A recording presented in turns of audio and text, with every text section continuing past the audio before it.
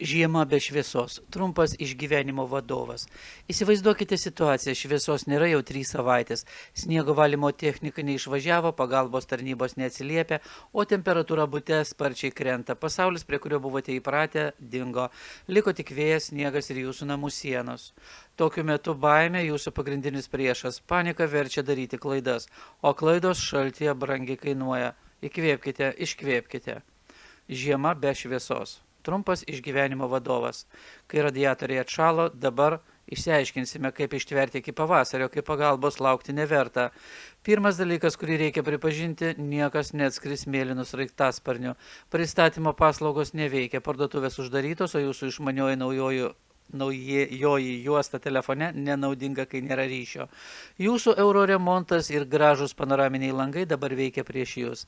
Likote vienas prieš vieną su fizika. Jūsų pagrindinis priešas dabar yra ne tamsa, o šilumos praradimas.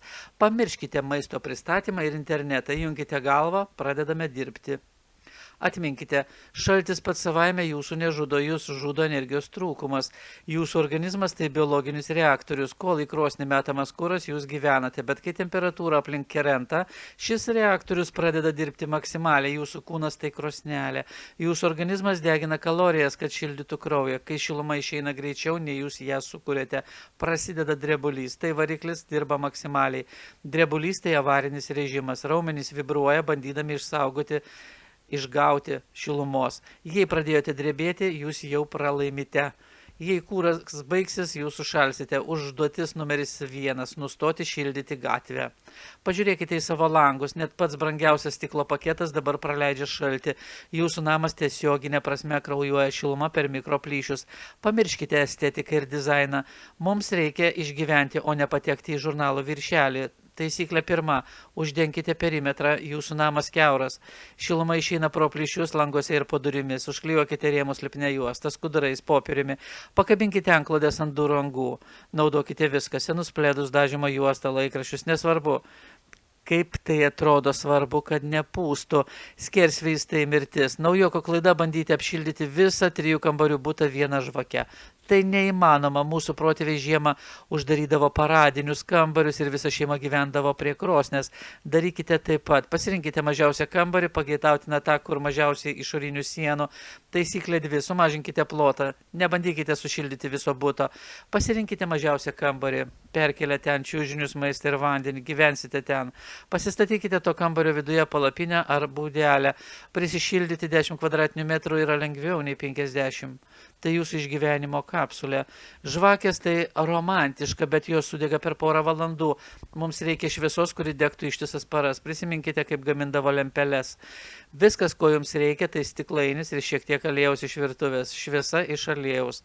Žvakės greitai baigsis, aliejus dega ilgai.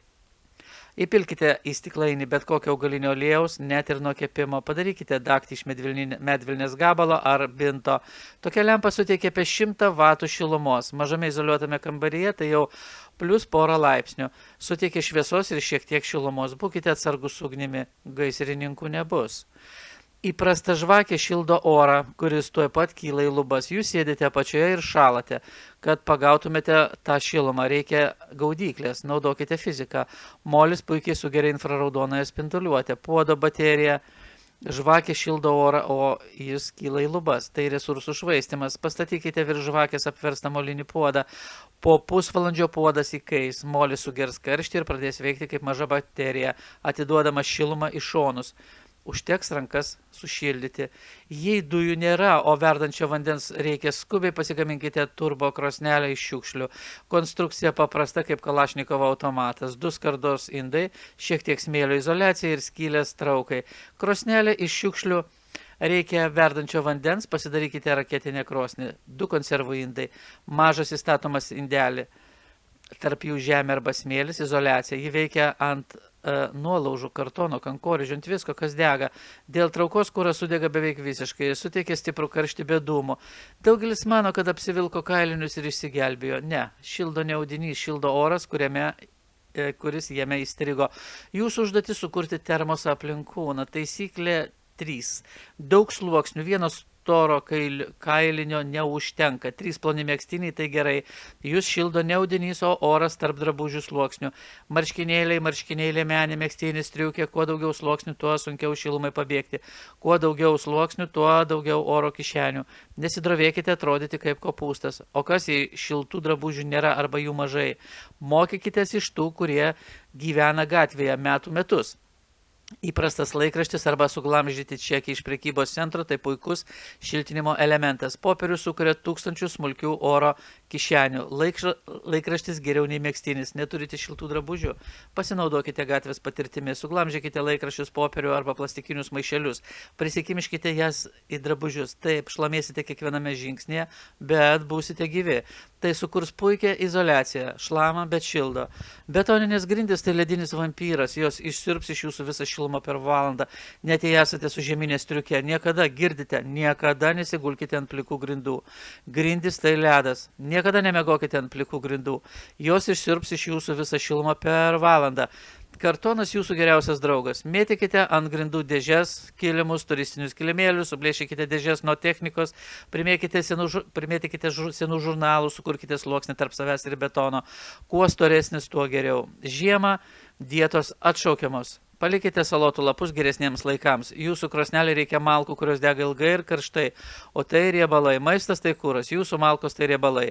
Gy sviestas, augalinis aliejus, riešutai. Suvalgykite gabalą sviesto prieš miegą ir jums bus šilčiau miegoti.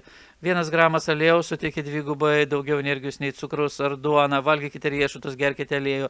Dietas palikime vasarai, negerkite šalto vandens.